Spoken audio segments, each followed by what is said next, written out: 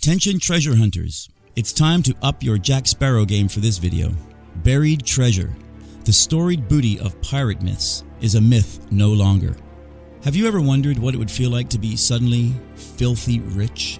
Can you imagine the feeling of prying open an old barnacle-covered chest and being blinded by the flash of long-lost Spanish gold?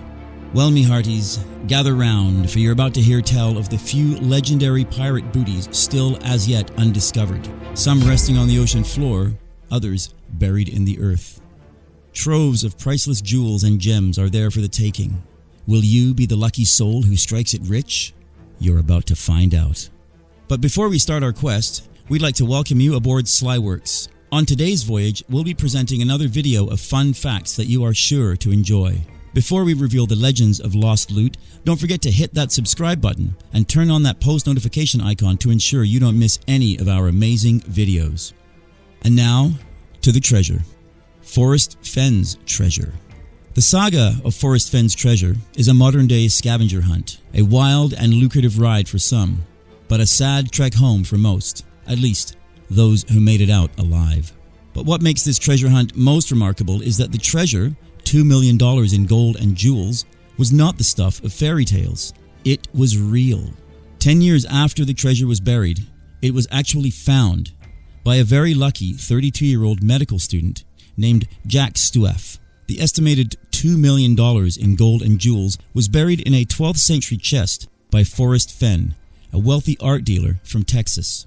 Around 2010, after burying the booty, Fenn published a book called The Thrill of the Chase, in which he gave clues to the whereabouts of the hidden treasure. Over the next 10 years, an estimated 250,000 thrill seekers and adventurers combed the Rocky Mountains. 5 poor souls actually died in the attempt, while several more were arrested for reckless behavior.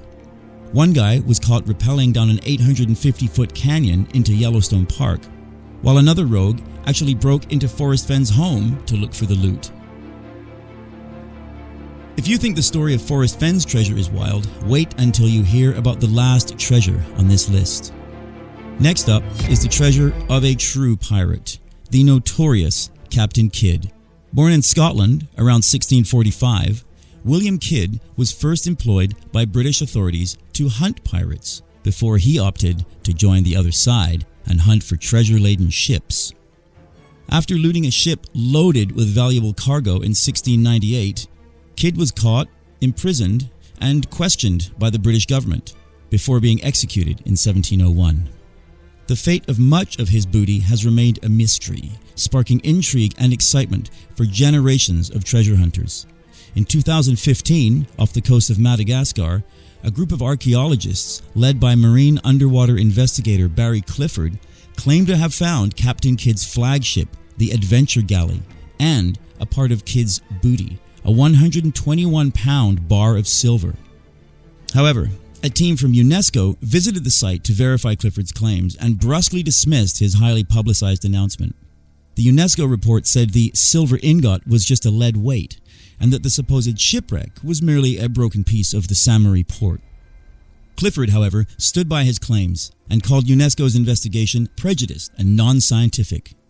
What's more, Clifford is known for discovering Captain Black Sam Bellamy's pirate ship, the Whydah, the world's only fully authenticated pirate shipwreck, so he does know a thing or two about pirate ships. Things only get more bizarre as we go on to our next quest, the lost ship in the desert. Usually when one goes searching for a shipwreck, or a ship lost at sea, you search on the bottom of the ocean, or at least on the beach, right next to the ocean, because that's just where ships tend to hang out. But this treasure trove is said to be aboard a large ship which lies buried in or around the landlocked Salton Sea Basin in California's Sonoran Desert. But how did the ship get there in the first place? One explanation, according to local writer Bob Diffley, holds that an exceptionally large tide from the Gulf of California may have collided with exceptionally heavy runoff from the Colorado River at the river's delta, producing a flood that broke through the land barrier to the Salton Sea. The cresting waters could have carried the ship over the natural dam down into the Salton Sea Basin. The flood, so the story goes, would have then retreated, leaving the vessel stranded. and now buried. To some, however, the idea of a ship stranded in the desert is absurd, and they point to the lack of any real proof. For others, the lack of proof just means that the ship hasn't been discovered yet. Furthermore, according to the believers, people have seen the ship. In 1933, a librarian and her husband believed they saw a large wooden ship, perhaps a Viking vessel, wedged into the rock face of Canebrake Canyon. However, the ship was too high up the steep face of the canyon wall for them to access without climbing gear. They left to get the necessary equipment and planned to return in a day or two. That very afternoon, however, a 6.4 magnitude earthquake struck the area and leveled the canyon, burying the ship in the rubble below. The next quest is a mind-boggling one. A gem for those who enjoy deciphering cryptic texts and codes. The Beale Ciphers, a set of 200-year-old ciphers, may reveal the location of millions of dollars worth of gold, silver, and jewels buried in rural Virginia. For the past century, the challenge of breaking these codes has attracted the military, computer scientists, and conspiracy theorists. All have failed. This raises the question, are the ciphers and the treasure even real? Well, let's decipher some of the story. The tale begins in January of 1820, when a stranger by the name of Thomas J. Beale rode into the town of Lynchburg, Virginia, and checked himself into the Washington Hotel, where he spent the rest of the winter and then left. Beale returned 2 years later. Again, he spent the winter in Lynchburg and disappeared in the spring. But this time, he entrusted Morris, the owner of the hotel, with a locked iron box, which was said to contain papers of value and importance. Morris dutifully guarded the box, waiting for Beale to return and collect it. But Beale was never seen or heard from again. Eventually, Morris's curiosity got the better of him, and working on the assumption that Beale was dead, he cracked open the locked box. Inside, he found a note written by Beale and 3 sheets of paper full of numbers. The note explained that Beale and several others had been mining a claim in Colorado and had accumulated a large quantity of gold and silver. In due course, they agreed to move their newfound wealth to a secure place and agreed to have Beale take it back home and hide it in Virginia. Morris kept his word for decades, but in 1862, at the age of 84, he realized that he had to share the secret of the Beale ciphers, lest the secret should die with him.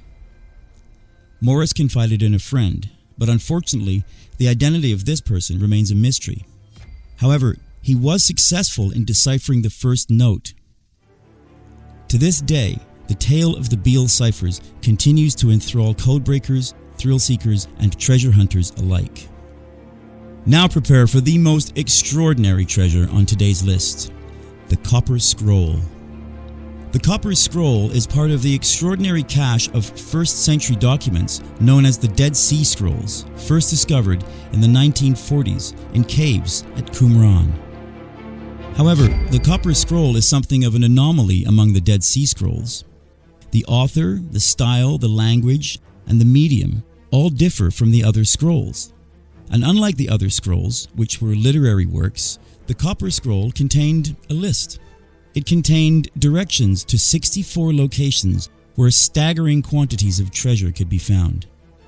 63 of these locations refer to treasures of gold and silver, treasures which have been estimated in the tons.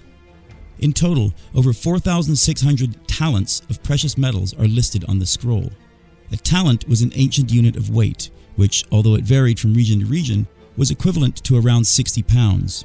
This would put the amount of precious metals detailed in the Copper Scroll at well over $250,000 pounds in weight, making the total haul worth over $1 billion. The Copper Scroll has led to one of the biggest treasure hunts in history, with numerous expeditions setting out to find the valuable hoard. However, finding the treasure is no easy feat. The locations are written as if the reader would have an intimate knowledge of the obscure references in the Bible. Nevertheless, to anyone who has a little bit of the Indiana Jones spirit inside them, it remains a fascinating and tantalizing artifact, and will no doubt continue to tempt the imaginations of scholars and treasure seekers alike for centuries to come. There you have it, guys. Treasures that are still waiting to be found.